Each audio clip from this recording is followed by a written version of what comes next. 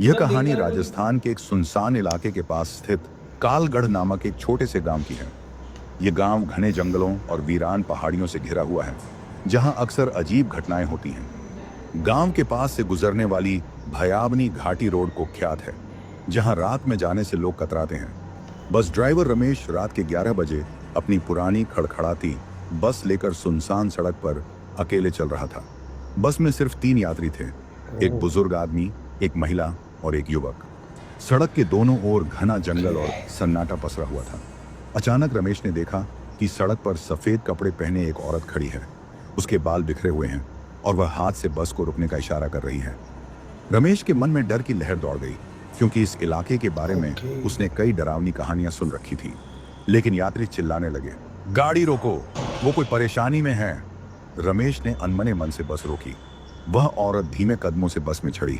उसके आते ही बस का माहौल ठंडा और अजीब लगने लगा। महिला ने खामोशी से बस की पिछली सीट पर जाकर बैठ गई।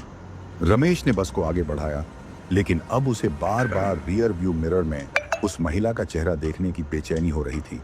तभी एक यात्री ने रमेश से पूछा, भाई साहब, ये महिला कहाँ चली गई? रमेश ने चौंक कर पीछे देखा। महिला सीट पर नहीं थी।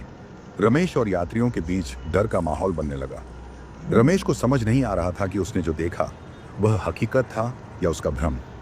जैसे जैसे बस आगे बढ़ रही थी, अजीब अजीब घटनाएं होने लगीं। कभी बस के ब्रेक अपने आप लग जाते, कभी इंजन खुद बंद हो जाता। यात्रियों को ऐसा लगने लगा कि बस के अंदर कोई अदृश्य शक्ति है। घने जंगल के बीच बस का इंजन एक बार फिर बंद हो गया। चारों तरफ घुप अंधेरा था। यात्रियों ने रमेश से कहा, बस से बाहर चलकर देखते हैं कि रास्ता कैसा है। जैसे ही सभी बस से बाहर निकले, उन्होंने देखा कि बस के पीछे सफेद कपड़े में वही महिला खड़ी थी, लेकिन इस बार उसकी आंखें लाल थीं और चेहरा डरावना हो चुका था। महिला ने एक भयानक आवाज में कहा, तुम सबने यहाँ रुककर बहुत बड़ी गलती की है। अब इस सड़क से जिंदा कोई नहीं जा पाएगा। ये सुनते ही रमेश और यात्रियों के होश उड़ गए। अचानक जंगल में से किसी के चीखने की आवाजें आने लगी। रमेश ने अपनी बस की तरफ दौड़ लगाई, लेकिन इंजन चालू नहीं हुआ। अचानक बस के शीशे पर खून की बूंदें टपकने लगी। रमेश ने देखा कि खिड़की के बाहर वही महिला उल्टा लटक कर हंस रही थी। उसकी लाल आंखें और भयावह हंसी ने रमेश के होश उड़ा दिए। बस में बैठे यात्री भी घबराए हुए थे और किसी को समझ नहीं आ रहा था कि क्या करना चाहिए। रमेश ने साहस जुटाकर बस को फिर से स्टार्ट करने की कोशिश की। कई बार कोशिश के बाद भी इंजन ने कोई जवाब नहीं दिया। यात्रियों के चेहरे पर डर साफ झलक रहा था। तभी बस के अंदर अचानक से तेज ठंड बढ़ने लगी। ऐसा लग रहा था जैसे किसी ने एयर कंडीशनर को फुल पर चला दिया हो, जबकि बस में ऐसी कोई सुविधा नहीं थी।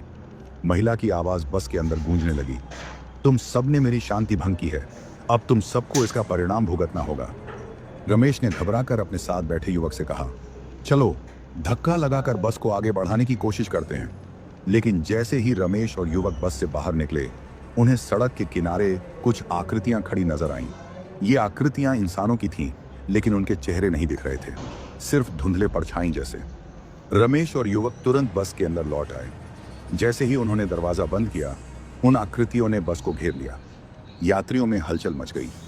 रमेश ने हिम्मत जुटाकर पूछा, आप लोग कौन हैं और हमें क्यों रोक रहे हैं?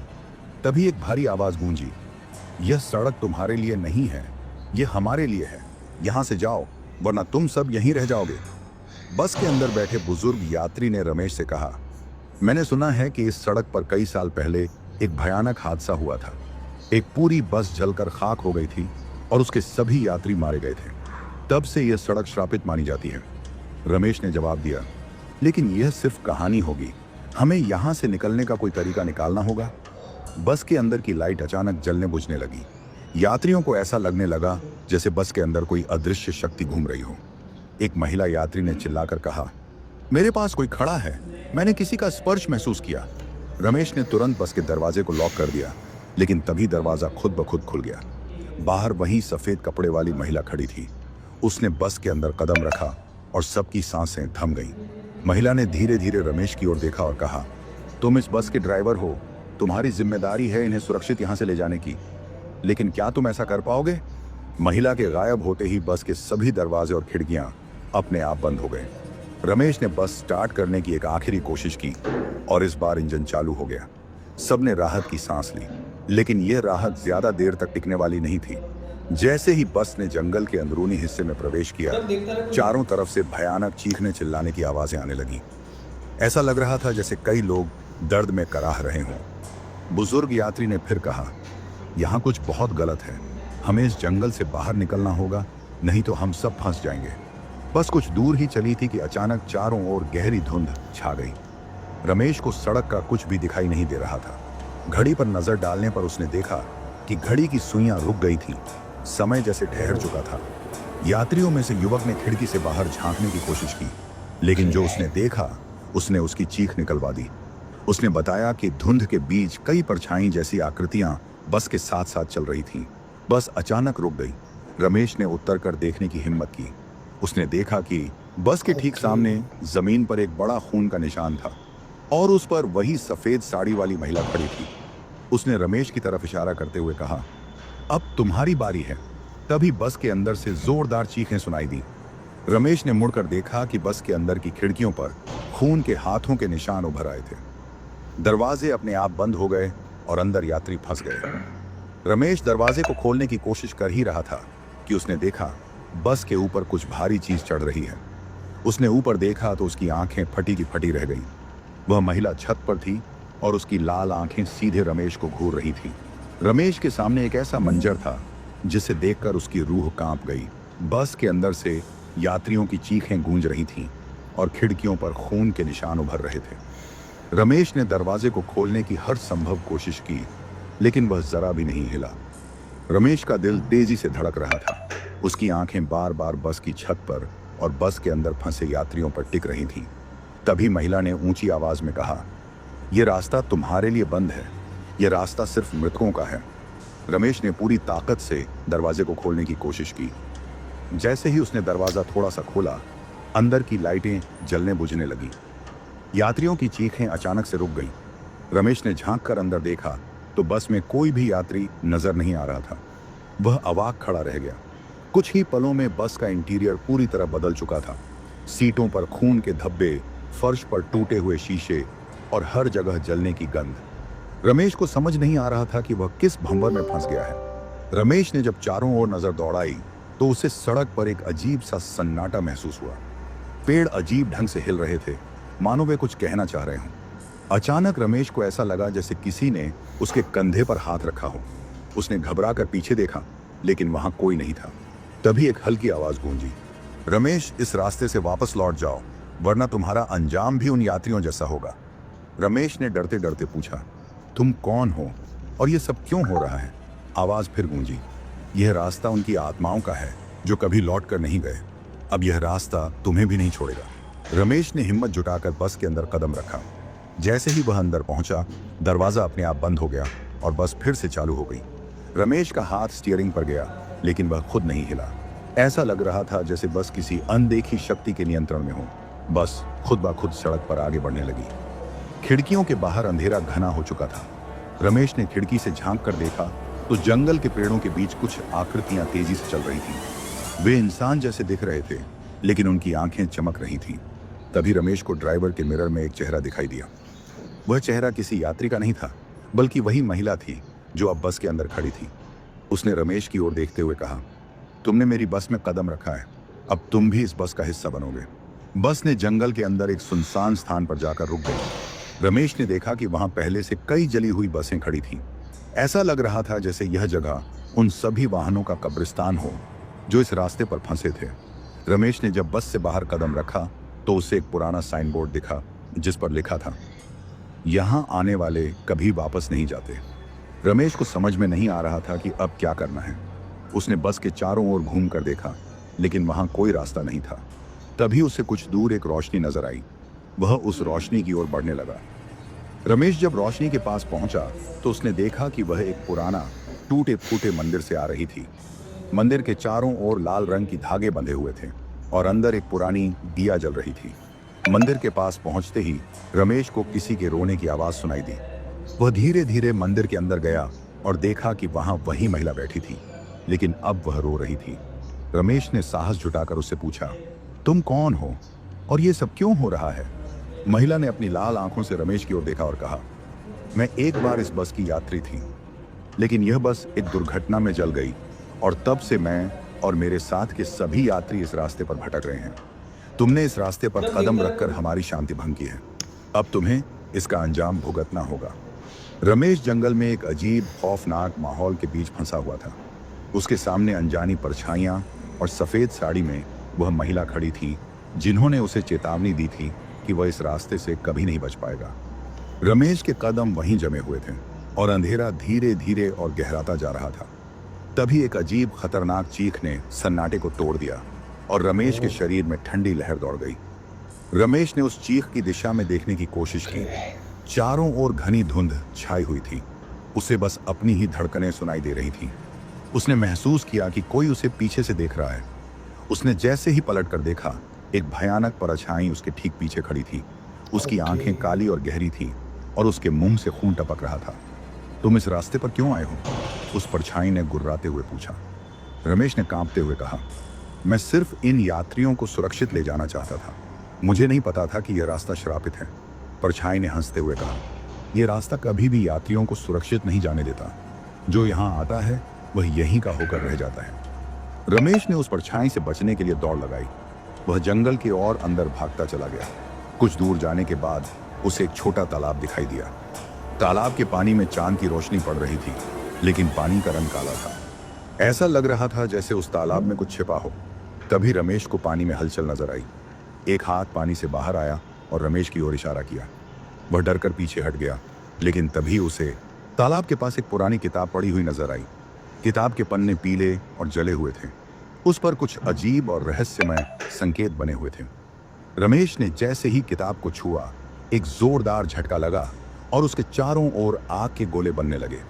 रमेश ने किताब खोलकर देखा। उसमें एक पुरानी कहानी लिखी थी। कई साल पहले इस सड़क पर एक बस यात्रियों से भरी हुई निकली थी। उस बस में बैठी एक महिला, जिसे सफेद साड़ी में देखा गया था, का एक बच्चा खो गया था। वह महिला अपने बच्चे को ढूंढते हुए इस सड़क पर मारी गई थी। उसकी आत्मा तब से हर यात्री को रोकने की कोशिश करती है, ताकि कोई और उसकी तरह इस रास्ते पर अपनी जिंदगी न गंवाए। लेकिन उसकी आत्मा अब श्रापित हो चुकी है। वह अपने गुस्से और दर्द से सबको खत्म कर देती है। रमेश ने यह पढ़ते ही किताब को फेंक दिया।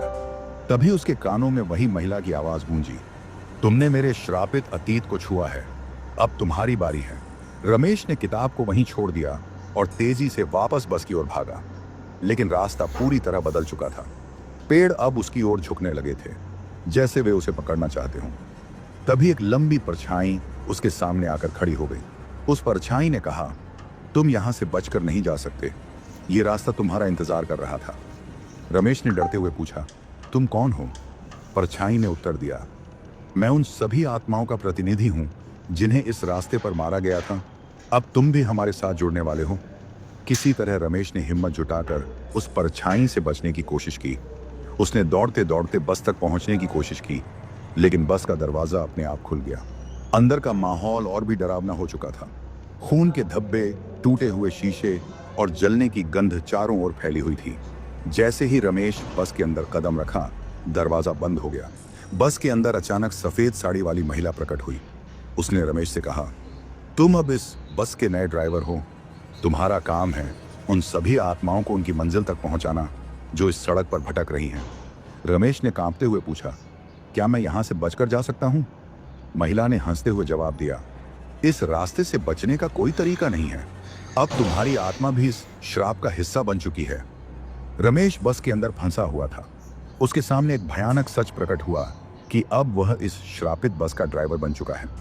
बस के रेडियो से आई आवाज ने उसे एक भयावह प्रस्ताव दिया, अगर तुम इस रास्ते से बाहर निकलना चाहते हो तो तुम्हें अपनी आत्मा का बलिदान देना होगा। रमेश के शरीर में ठंडक दौड़ गई। उसने कांपते हुए जवाब दिया, मेरी आत्मा का बलिदान? लेकिन मैं अभी मरा नहीं हूं। मैं सिर्फ इस रास्ते से बचना चाहता हूं। रेडियो से आई आवाज ने भयानक हंसी के साथ कहा, तुम मरे नहीं हो, लेकिन तुम जीवित भी नहीं हो। तुम्हारी आत्मा अब इस श्राप का हिस्सा बन चुकी है। अगर तुम यहां से बचकर जाना चाहते हो तो तुम्हें वो करना होगा जो इस बस के किसी भी ड्राइवर ने कभी नहीं किया। रमेश ने घबराकर पूछा, क्या करना होगा? आवाज ने जवाब दिया, तुम्हें उन सभी आत्माओं को मुक्त करना होगा जो इस श्राप के कारण फंसी हुई हैं। लेकिन यह आसान नहीं होगा। हर आत्मा अपने साथ एक राज छुपाए हुए है और हर राज तुम्हें मौत के करीब ले जाएगा। बस अचानक चलने लगी। रमेश ने स्टीयरिंग पकड़ने की कोशिश की, लेकिन स्टीयरिंग ने उसकी पकड़ को झटक दिया। खिड़कियों के बाहर घना अंधेरा था और जंगल के पेड़ों की आकृतियां इंसानों जैसी दिख रही थीं। तभी बस रुक गई। रमेश ने खिड़की से झांक कर देखा तो बस के सामने एक आदमी खड़ा था। वह आदमी बेहद अजीब था। उसके शरीर पर जलने के निशान थे और उसकी आंखें खाली गड्ढों जैसी थीं। आदमी ने बस के दरवाजे को खटखटाया। दरवाजा अपने आप खुल गया और वह आदमी धीरे धीरे अंदर आ गया। रमेश ने डरते हुए पूछा, तुम कौन हो? आदमी ने गहरी आवाज में कहा, मैं पहला यात्री हूं, मुझे मेरी मंजिल तक ले चलो। रमेश ने बस को चालू करने की कोशिश की। जैसे ही बस चली, रेडियो से आवाज आई, हर यात्री तुम्हें उसका सच बताएगा। अगर तुम उसका सच सुनने की हिम्मत रखते हो तो ही तुम उसे उसकी मंजिल तक ले जा पाओगे। पहले यात्री ने कहा, मैं उस बस में था जो इस रास्ते पर जली थी। मुझे अपने परिवार के पास जाना था, लेकिन मैं कभी नहीं पहुंचा। मैं अपने परिवार के लिए बहुत गुस्से में हूं क्योंकि उन्होंने मुझे भुला दिया। रमेश ने पूछा, तुम्हारा गुस्सा तुम्हें इस श्राप से कैसे बांधता है? यात्री ने जवाब दिया, मेरा गुस्सा इस रास्ते को और ताकतवर बनाता है। जब तक मैं अपने गुस्से से मुक्त नहीं होता, मैं अपनी आत्मा को आज़ाद नहीं कर सकता। रमेश ने सोचा कि इस आत्मा को मुक्त करने का तरीका क्या हो सकता है। तभी रेडियो से आवाज़ आई, उसकी सच्चाई का सामना करो। बस के अंदर अचानक खून की बूंदें टपकने लगीं। रमेश ने देखा कि यात्री के शरीर पर जलने के निशान और गहरे हो गए। उसने रमेश की ओर घूरते हुए कहा, अगर तुम मुझे मुक्त नहीं कर सकते तो तुम्हें भी इसी आग में जलना होगा। तभी बस के अंदर आग की लपटें उठने लगी। रमेश ने हिम्मत जुटाकर यात्री से कहा, तुम्हारा गुस्सा तुम्हें बर्बाद कर रहा है, तुम्हें माफ करना सीखना होगा। यात्री ने चिल्लाकर कहा, मैं माफ नहीं कर सकता, मैं अपने परिवार को कैसे माफ करूं? रमेश ने कहा, अगर तुम उन्हें माफ नहीं कर सकते तो तुम कभी मुक्त नहीं हो पाओगे। यात्री धीरे धीरे शांत हो गया। आग की लपटें बुझने लगीं और यात्री ने कहा, शायद तुम सही कह रहे हो। इसके साथ ही यात्री की आत्मा बस से बाहर निकल गई और गायब हो गई। बस फिर से चल पड़ी।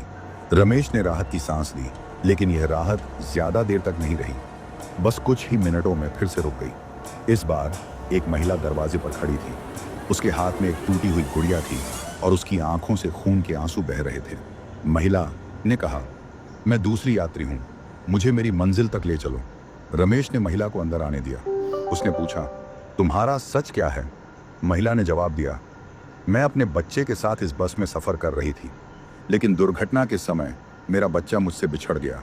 मैं तब से उसे ढूंढ रही हूँ। रमेश ने कहा, तुम्हारा बच्चा शायद अब इस दुनिया में नहीं है, तुम्हें उसे जाने देना होगा। महिला ने चिल्लाते हुए कहा, नहीं, मैं उसे जाने नहीं दूंगी। जब तक मैं उसे ढूंढ नहीं लेती, मैं इस रास्ते से नहीं जाऊंगी। तभी महिला ने अपनी गुड़िया रमेश की ओर फेंकी। गुड़िया के चेहरे पर अजीब और गरीब निशान थे और उसकी आंखें चमक रही थीं। रमेश ने गुड़िया को छूने की कोशिश की, लेकिन जैसे ही उसने ऐसा किया, उसकी आंखों के सामने एक भयानक दृश्य आ गया। उसने देखा कि महिला और उसका बच्चा बस में बैठे थे, लेकिन तभी एक जोरदार धमाका हुआ और बस आग में जलने लगी। महिला ने अपने बच्चे को बचाने की कोशिश की, लेकिन वह बच्चा आग में गायब हो गया।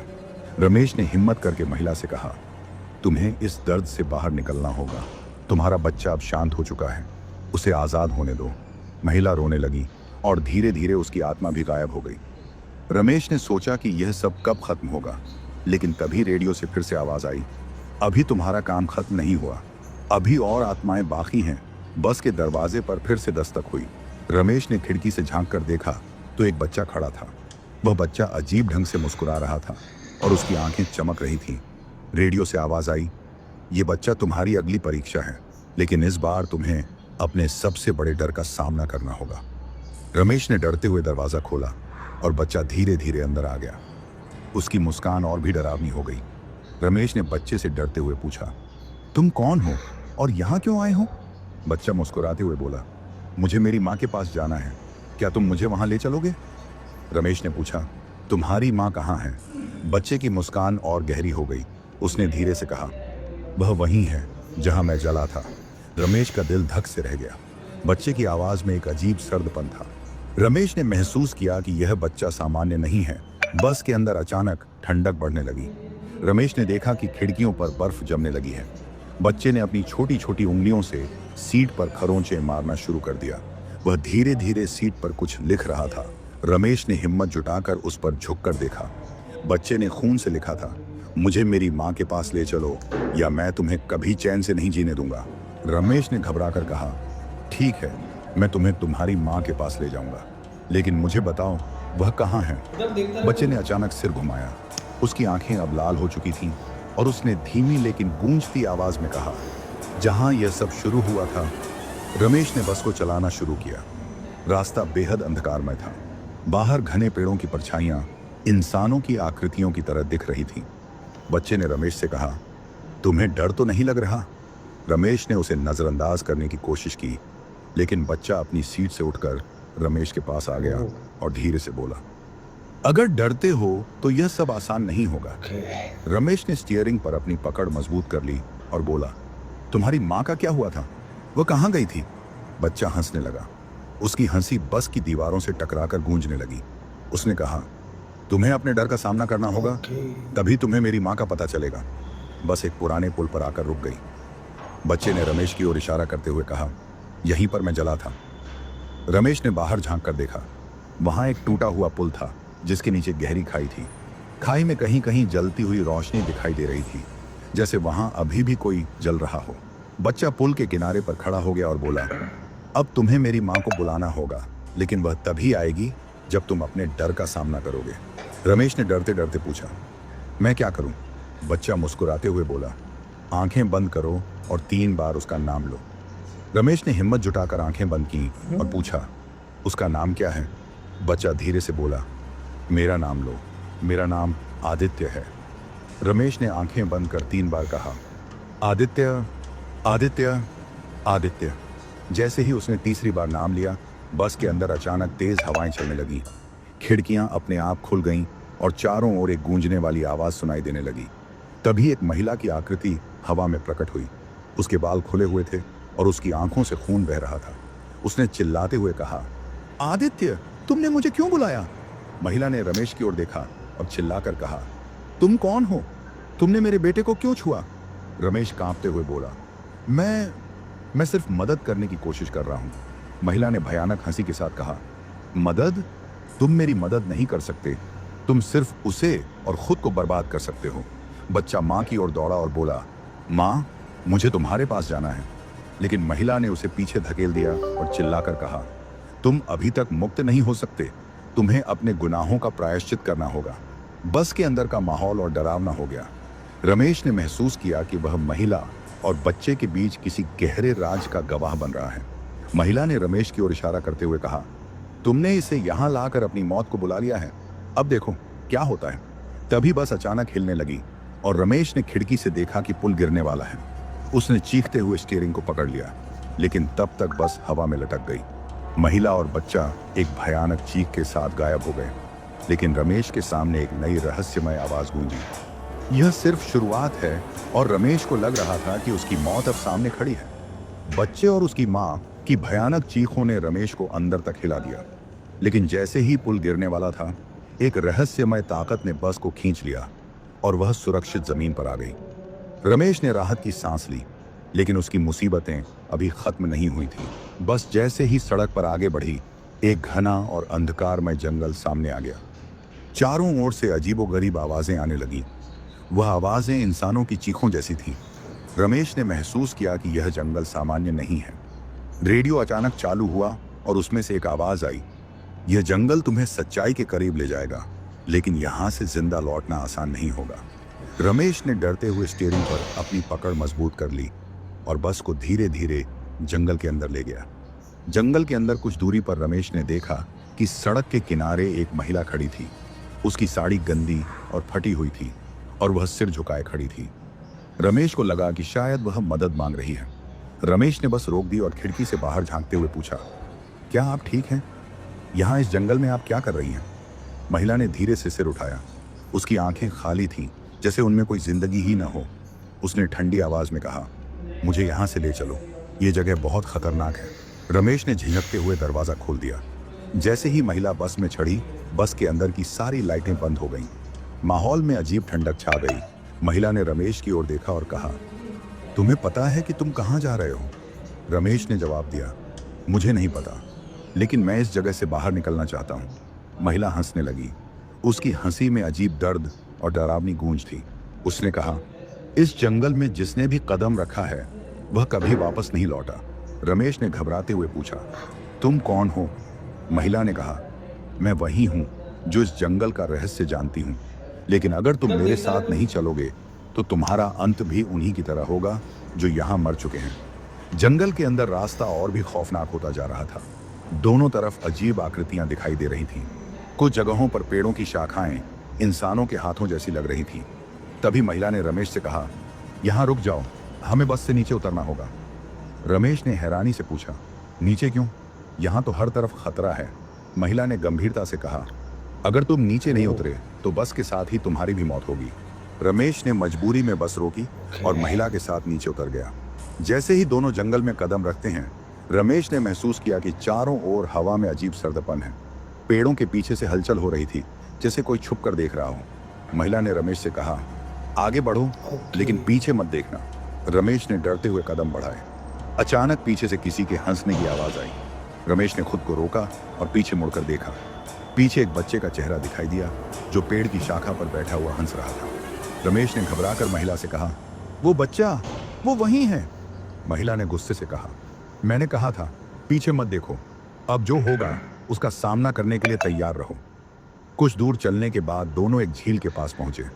झील का पानी लाल था, जैसे उसमें खून बह रहा हो। महिला ने झील की ओर इशारा करते हुए कहा, यह वह जगह है जहां यह सब शुरू हुआ था। रमेश ने पूछा, क्या हुआ था यहाँ? महिला ने कहा, यह झील उन आत्माओं का घर है जो इस जंगल में मारी गई थी। वे सभी यहाँ बसने आए थे, लेकिन अब उनकी आत्माएं इस जगह का हिस्सा बन चुकी हैं। रमेश ने झील के पानी में झांक कर देखा। उसने महसूस किया कि पानी के अंदर इंसानी चेहरे तैर रहे हैं। वे सभी रमेश को घूर रहे थे। झील के पास अचानक तेज हवाएं चलने लगी। रमेश ने देखा कि झील के अंदर से आकृतियां बाहर आने लगी। वे सभी इंसानी आत्माएं थीं, जिनके चेहरे विकृत और डरावने थे। महिला ने चिल्लाकर कहा, भागो, वे तुम्हें मार देंगे। रमेश ने डरते हुए भागना शुरू किया, लेकिन आत्माएं उनके पीछे लग गईं। उनकी चीखें रमेश के कानों में गूंजने लगी। रमेश ने किसी तरह दौड़ते दौड़ते एक पेड़ के पीछे शरण ली, लेकिन जैसे ही उसने राहत की सांस ली, उसने महसूस किया कि पेड़ के पीछे भी कोई खड़ा है। उसने डरते हुए पीछे मुड़कर देखा। वहां वही महिला खड़ी थी, लेकिन अब उसका चेहरा भयानक और विकृत हो चुका था। उसने रमेश की ओर देखते हुए कहा, तुम बच नहीं सकते, ये जंगल तुम्हें कभी जाने नहीं देगा। रमेश की चीख जंगल में गूंज उठी और अंधेरा छा गया। रमेश की सांसें तेज हो रही थीं। वह डर और घबराहट से लगभग कांप रहा था। उसकी आंखें महिला के उस भयानक चेहरे को देख रही थीं, लेकिन उसके पैरों में इतनी ताकत नहीं थी कि वह भाग सके। महिला ने ठंडी आवाज में कहा, तुम्हें लगा था कि इस जंगल से भाग जाओगे? नहीं, ये तुम्हारा अंत है। रमेश ने हिम्मत जुटाई और कांपती हुई आवाज में पूछा, तुम कौन हो? मुझे क्यों मारना चाहती हो? महिला की आंखें लाल हो गईं और वह चिल्लाई, यह जंगल हमारा है। जो भी इसे पार करना चाहता है उसे हमें अपने साथ ले जाना पड़ता है। यह हमारी आत्माओं का कानून है। रमेश ने महसूस किया कि उसे अपनी जान बचाने के लिए इस रहस्य को सुलझाना होगा। महिला ने रमेश को खींचते हुए झील के किनारे लपटका। झील का पानी अब और भी खून की तरह लाल हो चुका था। वहां से तेज चीखें आ रही थीं। रमेश ने झील में झांककर देखा और उसे वहां सैकड़ों आत्माएं नजर आईं जो किसी अदृश्य जाल में फंसी हुई थीं। महिला ने रमेश से कहा, यह झील उन लोगों का अंत है जिन्होंने जंगल के कानून को तोड़ा। अब तुम भी इसका हिस्सा बनोगे। रमेश ने महिला से कहा, यह सब क्यों हो रहा है? तुम मुझे बताओ, मैं यहां से निकलने का रास्ता ढूंढ लूंगा। महिला की आंखों में अचानक कुछ नरमी आई। उसने कहा, यह जंगल, यह झील और हम आत्माएं एक श्राप के कारण यहाँ फंसे हैं। सदियों पहले यहाँ एक गांव था। गांव के सभी लोग निर्दोष थे, लेकिन कुछ बाहरी लोगों ने उनके साथ धोखा किया। उनकी आत्माएं आज भी बदला लेने के लिए भटक रही हैं। महिला ने रमेश से कहा, अगर तुम सच में यहाँ से निकलना चाहते हो तो तुम्हें इस श्राप को तोड़ना होगा। इसके लिए तुम्हें झील के बीच में जाना होगा, जहाँ एक प्राचीन पत्थर है। उस पत्थर को तोड़कर इस जंगल की आत्माओं को आजाद करना होगा। रमेश ने डरते हुए कहा, और अगर मैं असफल हुआ तो? महिला ने जवाब दिया, तो तुम भी इस झील का हिस्सा बन जाओगे। रमेश ने अपनी हिम्मत जुटाई और झील में उतर गया। पानी ठंडा था और हर कदम के साथ वह भारी महसूस कर रहा था। झील के अंदर से हाथ निकलकर उसे रोकने की कोशिश कर रहे थे। आत्माओं की चीखें उसे डरा रही थीं। झील के बीच में पहुंचकर रमेश ने देखा कि एक बड़ा काला पत्थर पानी के अंदर पड़ा है। वह पत्थर किसी जादुई शक्ति से घिरा हुआ था। रमेश ने उसे उठाने की कोशिश की, लेकिन तभी झील के अंदर से एक विकराल आकृति निकली। यह आकृति झील की आत्माओं का राजा था। उसने कहा, तुम यह पत्थर नहीं छू सकते। यह हमारे श्राप की जड़ है और इसे नष्ट करने का मतलब है हमारा अंत। रमेश ने डर को काबू में रखा और पत्थर को उठाने की कोशिश की। आत्माओं का राजा उस पर हमला करने लगा। रमेश ने अपनी पूरी ताकत लगाई और पत्थर को तोड़ने के लिए पास की चट्टान पर पटक दिया। जैसे ही पत्थर टूटा, झील में भयंकर हलचल मच गई। पानी का रंग बदलकर साफ होने लगा। आत्माओं की चीखें शांत हो गईं। जंगल में चारों तरफ उजाला फैल गया। रमेश ने झील के किनारे वापस आकर देखा कि महिला अब पहले जैसी शांत और सुंदर हो गई थी। उसने रमेश को धन्यवाद दिया और कहा, तुमने हम सबको आजाद कर दिया। अब यह जंगल सामान्य हो जाएगा और हम अपनी शांति में चले जाएंगे। महिला की आंखों से आंसू बहने लगे। उसने कहा, लेकिन तुमने जो देखा है उसे कभी किसी को मत बताना। यह जंगल हमेशा एक रहस्य बना रहेगा। महिला और बाकी आत्माएं धीरे धीरे हवा में घुल गईं। रमेश बस के पास लौटा और उसे स्टार्ट किया। जंगल अब शांत था, लेकिन जब वह बस में बैठा तो उसकी सीट के पास एक कागज रखा हुआ मिला। कागज पर लिखा था, तुमने हमें आजाद कर दिया, लेकिन यह जंगल हमेशा तुम्हारा इंतजार करेगा। कभी दोबारा यहाँ मत आना। रमेश ने कांपते हुए बस चलानी शुरू की और जंगल से बाहर निकल गया। तो दोस्तों, आज की डरावनी कहानी यहीं पर खत्म होती है। अगर आपको यह कहानी पसंद आई हो तो नीचे कमेंट में ज़रूर बताएं और अपनी राय साझा करें।